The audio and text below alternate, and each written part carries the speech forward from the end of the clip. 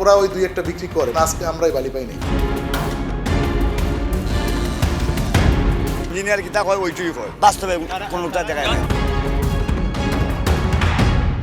আমার পেছনের এই বিশালায়তনের এক একটি গাছের বাজার মূল্য সাধারণত 50,000 থেকে 1 লক্ষ টাকা, কিন্তু বন বিভাগ এই গাছগুলোর প্রতিটি বিক্রি করেছে মাত্র 1300 টাকা মূল্যে।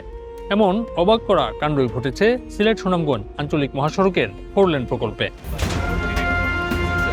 উন্নয়ন কাজের আড়ালে অনেকটা ইশাক আমলের দরেই সড়কের দুই পাশের গাছ বিক্রি করেছে বন বিভাগ।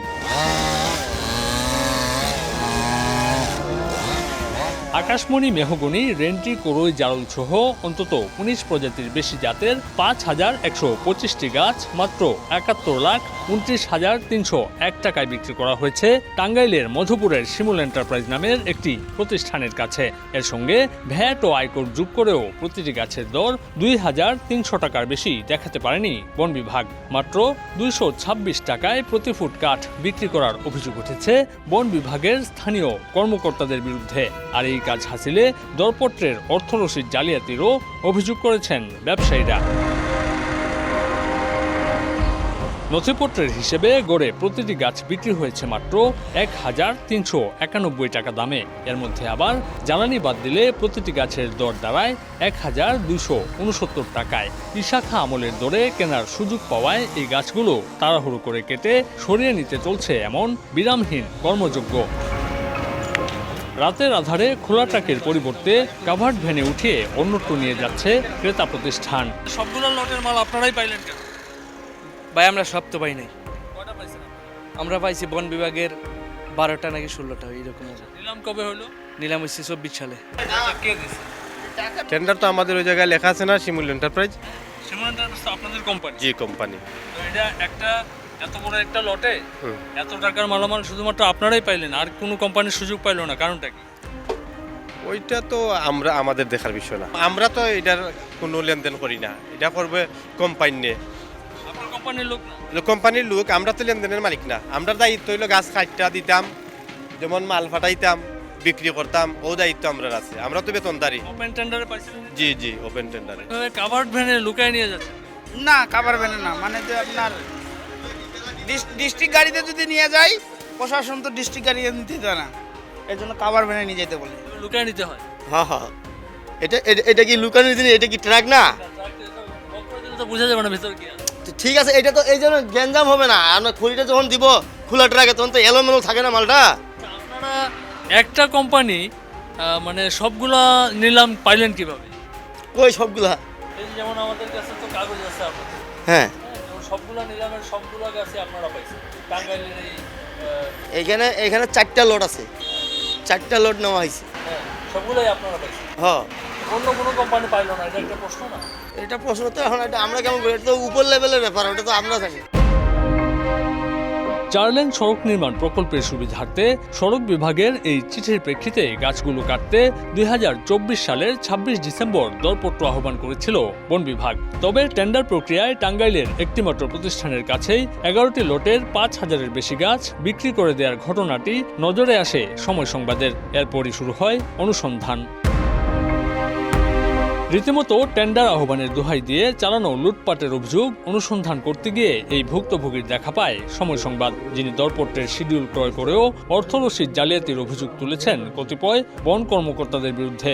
বলেন, পরিকল্পিতভাবেই টেন্ডার প্রক্রিয়ায় স্বচ্ছতার সুযোগ রাখেননি বন কর্মকর্তারা। আমার আগে শিমুল এন্টারপ্রাইজের নাম, কিন্তু শিমুল এন্টারপ্রাইজের নাম এর আগে আসিল না। এখন এটা কিভাবে, এটা আমি জানি না। এই টেন্ডার সঠিক না। আমার টাইম লাগে 100% জালিয়াতি, আমার টাইম লাগে, কিন্তু হাক দেখে প্রমাণ দেয় জালিয়াতি না। সর্বশেষ টাইমে শিডিউলটা কিনছি, বইটা যে সময় উল্টানি হয় আমি দেখছি যে আর কেউ শিডিউল কিনছে নি। এখানেও দেখা গেছে কেউ কিনছে না, কিন্তু দেখা গেছে যে আমার শিডিউল নাম্বার গেছে 75-এর আগে দেখা গেছে যে শিমুল এন্টারপ্রাইজের নাম এখন দেখা যায়। এখন এই বই কিলা দেখা যায়, কেমনে দেখা যায়, এটা আমার এই বিষয়ে কোনো অভিজ্ঞতা নাই। বন বিভাগের কার্যনির্দেশিকায় বাগান সৃজনের ব্যবস্থা না করে গাছ কর্তন না করার স্পষ্ট শর্ত উল্লেখ থাকলেও এসবের কোনো তোয়াক্কা করছেন না কেউ। বন বিভাগের স্থানীয় কর্মকর্তার মতে কাগজপত্রের নির্দেশ ও বাস্তবতা ভিন্ন থাকাই নাকি স্বাভাবিক।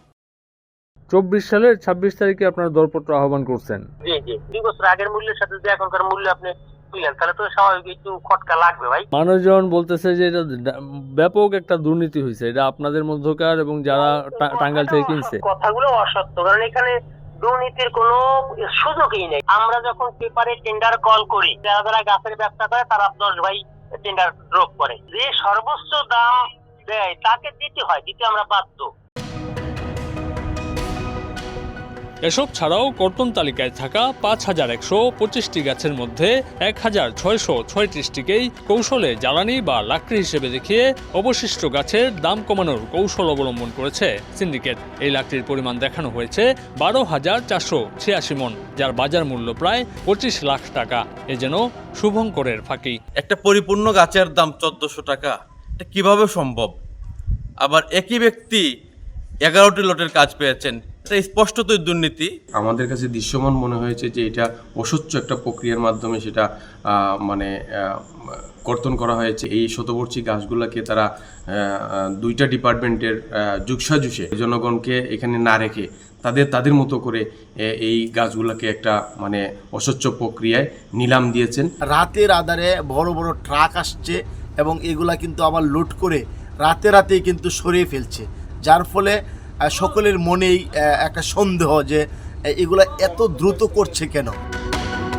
কাগজে পত্রে প্রায় 3,490 ফুট কাঠের মূল্য দেখানো হয়েছে 46,30,000 টাকা, যা সরকার নির্ধারিত সর্বনিম্ন মূল্য হিসেব করলেও 92,60,000 টাকা হওয়ার কথা। কাঠের মূল্য আর জ্বালানি হিসেব করলে সর্বনিম্ন বাজার মূল্য দাঁড়ায় 1,17,00,000 টাকা। ব্যাপক হরলুটের এত সব অভিযোগ থাকার পরেও বন কর্মকর্তাদের দাবি নিলাম প্রক্রিয়ায় ছিল স্বচ্ছতা। তবে সাধারণ মানুষের দাবি অপরাধ বিবেচনায় প্রয়োজন সুষ্ঠু তদন্ত। এ ব্যাপারে জানতে বারবার যোগাযোগ করেও সরকারি মুঠোফোন নম্বরটি বন্ধ পেয়ে বিভাগীয় বন কর্মকর্তার কার্যালয়ে উপস্থিত সময় সংবাদ প্রথমে সরকারি মুঠোফোন বন্ধের ব্যাপারটি অস্বীকার করলেও নানা অজুহাতের পর নম্বরটি সচল করতে দেখা যায় এই কর্মকর্তাকে। ফোন নাম্বারটা বন্ধ করছি, এই যে মিটিং এর জন্য বন্ধ রাখছিলাম, দাঁড়ান অপেক্ষা করেন 30 সেকেন্ড। তো না এখন বন্ধ আছে, ঠিক আছে।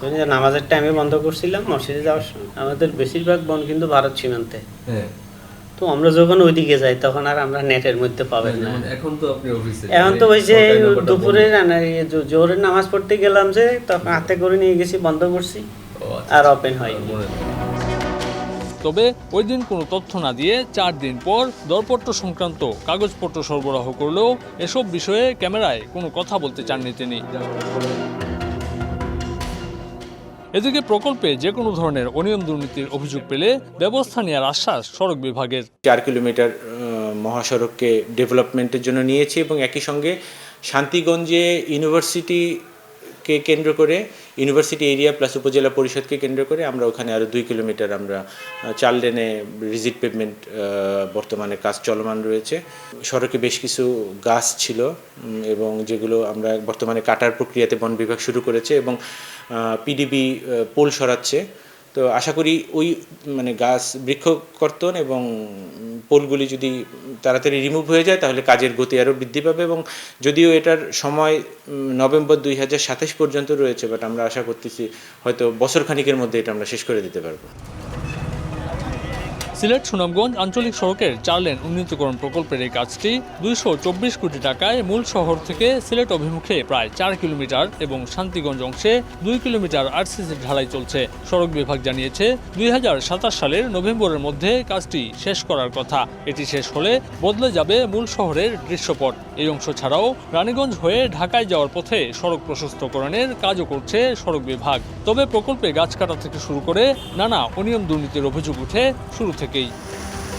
আমিনুল ইসলাম, সময় সংবাদ, সিলেট।